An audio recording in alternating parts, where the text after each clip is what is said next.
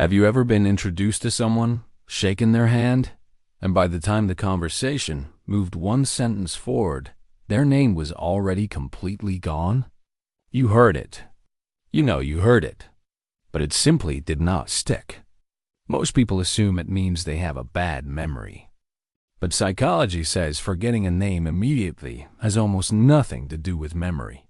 Let's talk about why. Number one, your brain was busy doing something else. When the name was said, the moment of introduction is one of the most cognitively loaded social moments that exists. You are managing your appearance, preparing what to say, reading the other person, and regulating your anxiety all at once.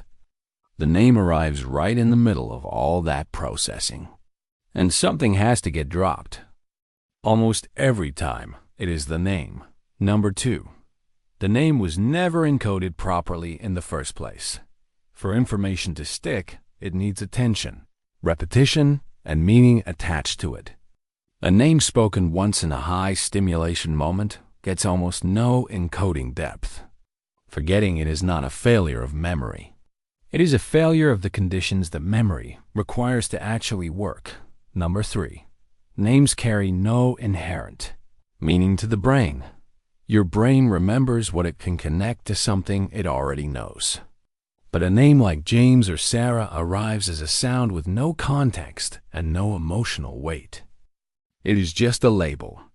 And isolated labels with no connection to existing knowledge are the first things the brain quietly discards. Number four, anxiety makes it worse. The part of the brain responsible for forming new memories functions significantly worse under stress.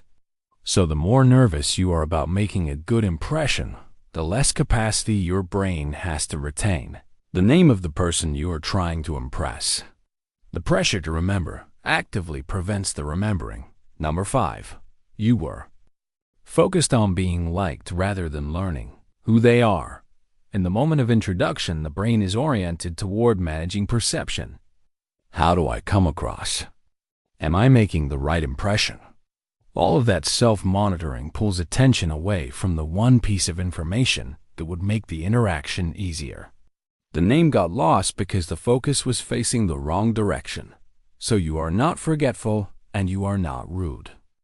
You are simply a brain doing too many things at once in a moment that demands far more than most people realize.